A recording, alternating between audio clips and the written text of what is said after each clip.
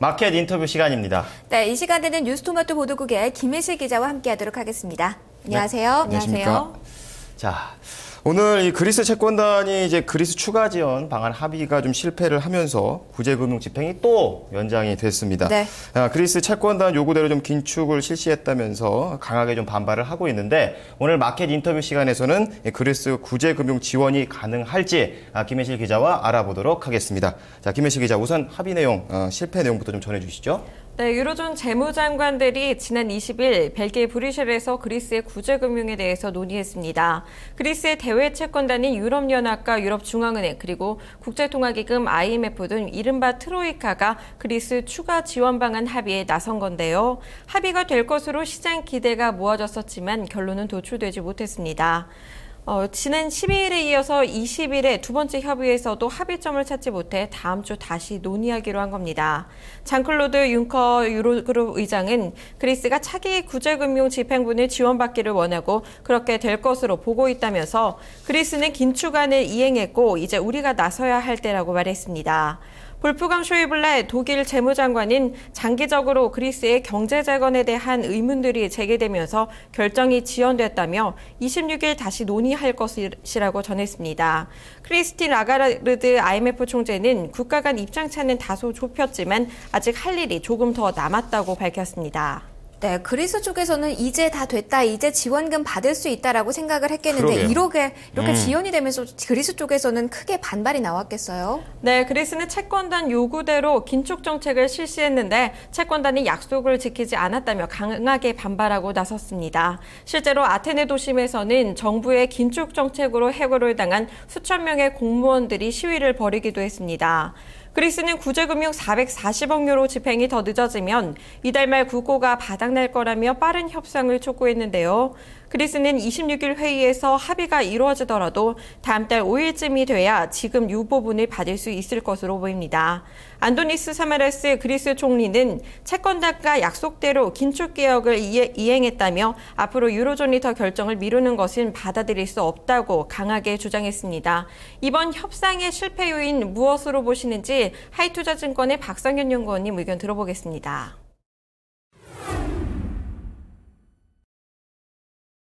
네, 이번 그리스에 대한 구제금융 재개 결정 지연된 원인은 크게 두 가지 정도로 봐야 될 것 같습니다. 첫 번째 부분은 이제 그리스에 대한 재정 감축 계획이 있는데 그것이 현실적으로 달성이 불가능한 부분들이기 때문에 그 감축 시한에 대해서 연장 여부에 둘러싸고 IMF와 EU 측 간에 좀 대립이 있었던 부분들인 것 같고요. 보다 근본적인 문제 자체는 재정 건전화 계획 자체가 이제 실현 불가능하다고 말씀을 드렸는데 가장 큰 원인 자체가 결국 그리스의 어떤 채무 상환 능력 자체가 이제 없다는 데에서 이제 비롯되는 부분들이기 때문에 결국 그리스에 대한 채무 상환 능력 자체를 어떻게 키워줄 거냐 이 부분에 대해서 아직 IMF와 EU 측의 합의를 제대로 보지 못한 것들이 이번 결정 자체가 좀 지연된 원인으로 보고 있습니다. 이 그리스 중장기적인 이 재정 건전화 계획 실패 가능성에 대한 의견이 좀 갈리면서 좀 협상에는 좀 실패했다고 보셨습니다. 그렇다면 이 구제금융 지원에 있어서 쟁점들 구체적으로 살펴봐 주시죠. 네, 유럽 재무장관 회동에서 유럽 지도부와 국제통화기금 IMF와의 대립으로 합의 도출에 실패했습니다. IMF는 그리스가 예정대로 2020년까지 부채 규모를 GDP의 120% 수준까지 끌어내려야 한다고 주장하고 있습니다. 반면 유럽 지도부는 긴축 시한을 2년 더 연장해야 한다고 주장하면서 합의가 안 된 겁니다. 그리스에 대한 추가 지원 필요성 논의까지 나오고 있는데요. 현재 트로이카 보고서에 따르면 2022년까지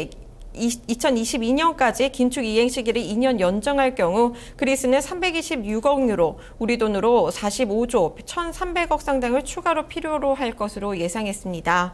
예상대로 될 경우 추가 재원을 어떻게 마련할지가 문제인 겁니다. 네, 이런 상황이라면 유로 지도부들 사이에서도 이 추가 지원에 대한 의견이 엇갈리고 있겠네요. 네, 핀란드 총리는 그리스 추가 지원에 반대 입장을 밝힌 상태고요. 독일 재무장관 역시 대출 금리를 재조정하거나 그리스에 추가 시간을 부여하는 방법으로 현 구제안을 조정할 수는 있겠지만 공공기관이 보유한 그리스 국채에 대한 감가상각은 안 된다고 선을 그었습니다. 융커 의장은 그리스 차기 집행분에 대한 정확한 결정이 나올 것으로 기대한다며 11월 말 화상회의가 한 번 더 소집될 가능성이 있다고도 말했습니다. 그리스 구제금융 지원의 최대 쟁점은 무엇이 될 거라고 보시는지 하이투자증권의 박성현 연구원님 의견 들어보시겠습니다.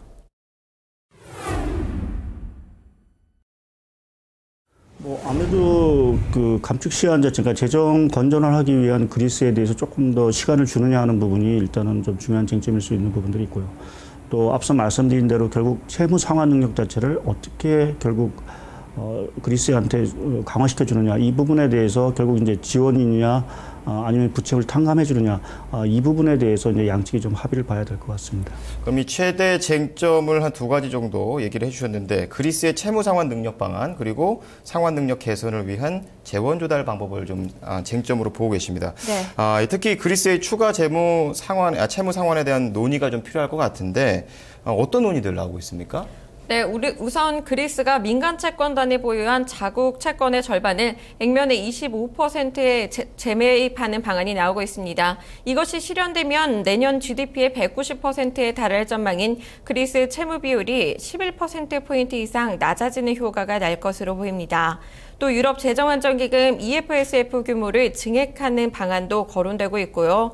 그리스 채무 이자율을 대폭 삭감해주는 방안도 나옵니다. 이자율이 현재 그리스가 시장에서 차입하는 수준보다 높아 낮추는 게 바람직하다는 겁니다. 그리스 추가 채무 상각 방안으로는 어떤 것들이 가능하다고 보시는지 박성현 연구원님 의견 들어보겠습니다.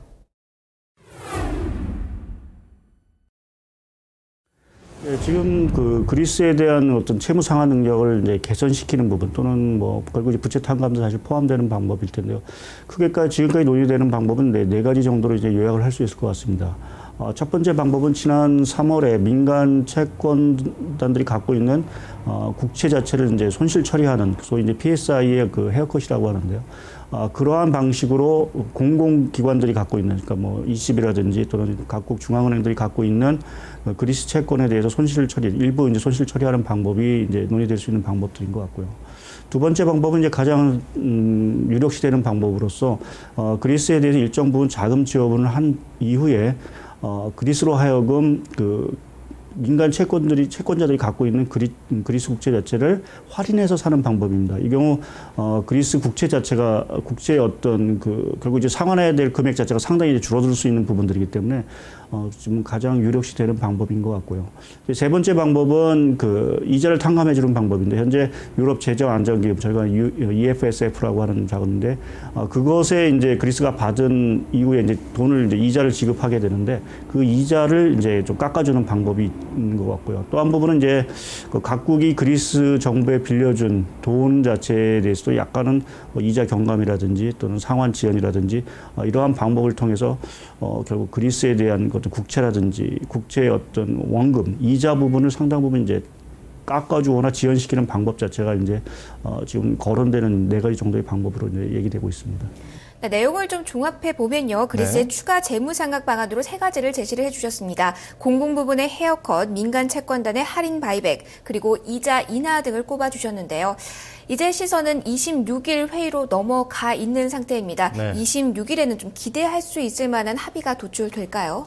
네, 논의 당사자들이 입장 표명을 분명히 한 상황이기 때문에 의견 조율만 남았는데요. 가장 중요한 부분은 적자 감축 목표 시한이 2년 더 연장하느냐 마느냐의 문제입니다. 하지만 2년 더 연장하더라도 추가 부담이 예상되고 있어 이 부분의 논란은 계속될 것으로 보입니다. 특히 일부에서는 벌써부터 그리스 3차 구제금융설까지 나와 합의가 쉽지만은 않은 상황입니다. 그럼 이제 시장으로 좀 넘어가 보도록 하겠습니다. 이 구제금융 추가 지원 여부에 따른 증시 움직임 좀 알아보도록 하죠.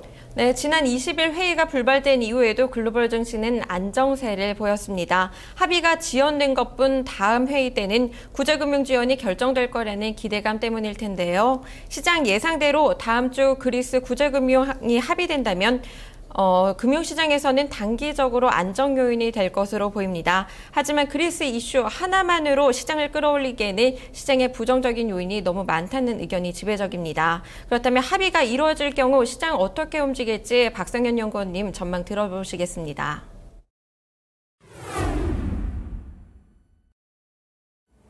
일단 뭐 그리스 악재라는 부분 자체가 일단 합의를 통해서 좀 해소될 수 있다는 측면에서 보면 단기적으로 글로벌 금융시장 이러한 쪽엔 조금 좀 긍정적인 영향을 좀 미칠 것 같습니다. 다만 여전히 이제 그리스에 이어서 스페인이라든지 또 최근에는 프랑스의 어떤 신용등 강등으로 인해서 프랑스에 대한 위기 자체에 대한 얘기들이 많이 얘기되고 있는 부분들이기 때문에 그리스 문제 하나 해결만으로 아직 글로벌 금융시장 자체가 뭐 완전히 안정을 회복한다 이렇게 단언하기 좀 힘든 부분들이 있고요. 단기적으로 봤을 때는 조금은 좀 증시에는 좀 긍정적인 영향을 미치지 않을까 하는 좀 생각을 갖고 있습니다. 네, 다음 주로 예정된 26일 이 회의에서 합의가 도출된다면 단기적으로 시장에는 긍정적인 영향 미칠 것이다라고 전망을 해주셨습니다. 네. 하지만 만약의 경우도 생각을 해놔야겠죠. 합의가 불발될 경우는 좀 어떻습니까? 네, 반면 합의가 불발된 경우에는 시장 불안감은 크게 확대되지 않을까 하는 우려가 커지고 있습니다. 미국 재정절벽 리스크와 함께 유럽 지역 리스크가 더 크게 부각되면서 증시의 하락을 이끌 수 있다는 전망도 나오는 건데요. 합의가 불발될 경우 시장은 어떤 움직임 보일지 박성현 연구원님의 시나리오 들어보시겠습니다. 결국 뭐 그리스 문제 자체가 합의가 지연됐다는 부분은 결국 유럽 문제 자체가 이제 장기화되는 그러한 수순으로 저희가 봐야 될 부분들이 있는 것 같고요. 결국 그 여파 자체가 뭐 스페인이라든지 이러한 국제 시장 자체를 다시 좀 요동시킬 수 있다는 부분에서는 증시 쪽에는 좀 사정이 좀 부담스러울 수밖에 없는 부분들이고요.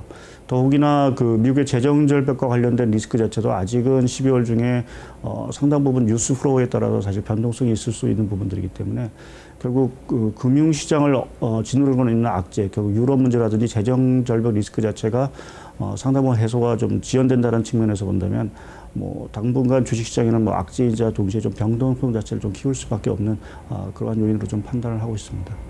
네, 최근 호재보다는 악재에 크게 반응하는 장세가 계속되고 있는데요. 합의가 불발된다면 다른 우려들과 함께 우려가 커지면서 시장 조정이 나타날 수 있다고 말씀하셨습니다.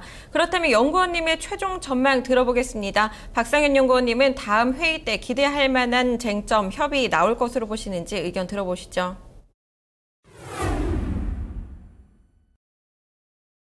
또 밤새 그 독일 측에서 일단 그리스에 대해서 아까 말씀드린 그 그리스 국채를 할인해서 이제 저희가 매입하는 바이백이라고 얘기를 하는데 그것에 대해서 그 독일 정부가 일단은 좀 찬성하는 쪽의 입장을 좀 보인 것 같습니다. 그래서 그렇게 보면 26일 날 결정될 그 회의에서는 그러한 쪽으로 좀 채무의 어떤 그리스 채무 상환 능력을 좀 개선시키는 노리 쪽으로 좀 합의 가능성이 있지 않냐. 특히 이제 결국 독일 입장이 가장 중요한데 독일 쪽에서 이제 조금은 좀 우호적인 어떤 자세를 좀 보이고 있는 부분들이기 때문에 일단 합의 가능성 자체에 대해서는 좀 높게 평가를 하고 있습니다. 네, 독일이 유럽 재정안정기금 EFSF 증액을 통한 국제 환매에 찬성하고 있어서 합의 가능성 높다고 보셨는데요.